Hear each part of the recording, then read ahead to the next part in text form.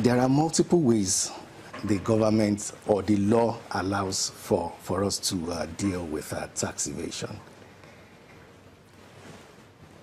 But I will segment them into two major areas. The first one is prevention.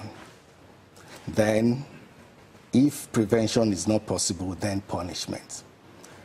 Under prevention, Section 85 of the Personal Income Tax Act actually mandates some ministries, departments, and agencies of government to request for tax clearance certificates of certain people requesting for certain services from government.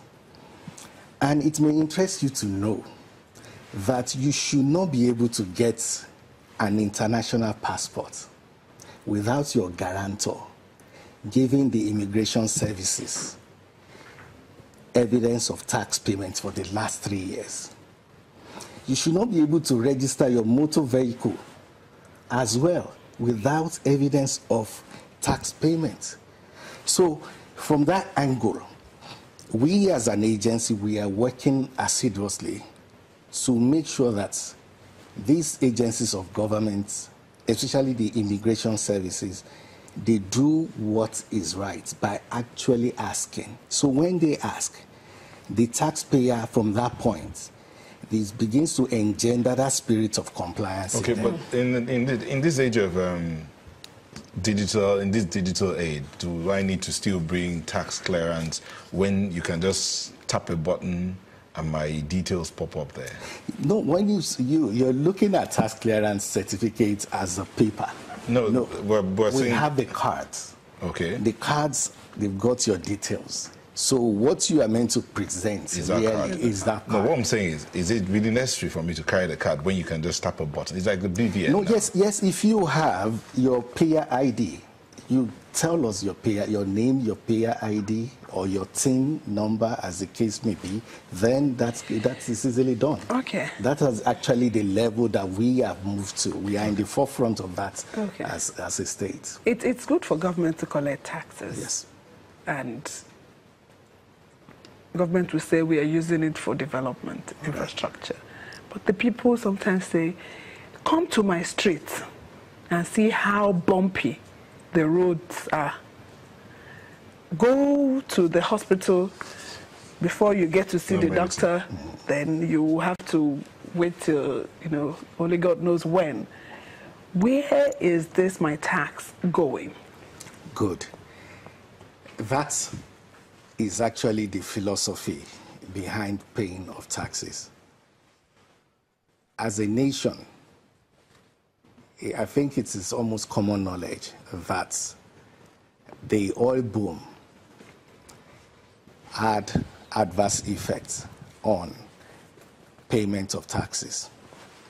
And now, with the situation concerning the oil generally, people are now saying the need to pay taxes, or governments across, especially all over the states now, they are agitating more for their citizens to be tax compliant. It becomes a situation of the egg and the chicken. Which comes first? You must pay your taxes first before government is able to do those things. Government cannot steal money. It is from your taxes that they are able to do all of those things. And then it now gives you that leverage to ask, why do I have this pothole on my street, but in front of my house? But I've been paying my tax and I still have the potholes. Exactly. Now let's look at it. We have an estimated population of 21 million people in Lagos State. Now, out of that 21 million people, there's another estimated figure of 8 million that are taxable persons. Right now, what we have as an agency in our tax net is just 5.3 million people. And out of these 5.3 million people, there is a lot of non-compliance amongst them.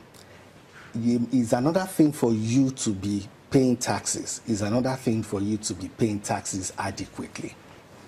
So what is really the government is really getting right now from our taxes is not sufficient enough to meet all the infrastructural needs and other needs that will provide the good environment, good health facilities for our people. And that is why we are agitating that for this good life that we desire, we need to come into the tax net, pay adequately, and then for us in Lagos State, we have always been lucky with good governance.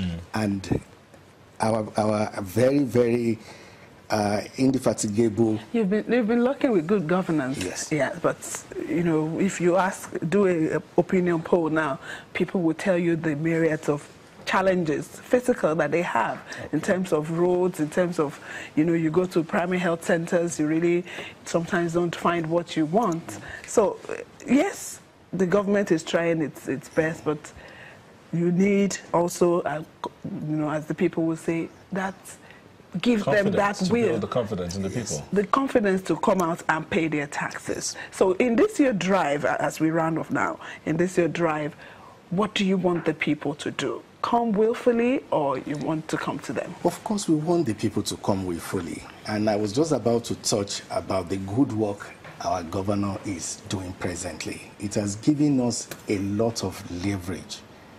And, you know, people walk into our tax stations now and say, hey, because of what the governor is doing, I want to be registered. I want to become a taxpayer. And it makes our job actually much easier.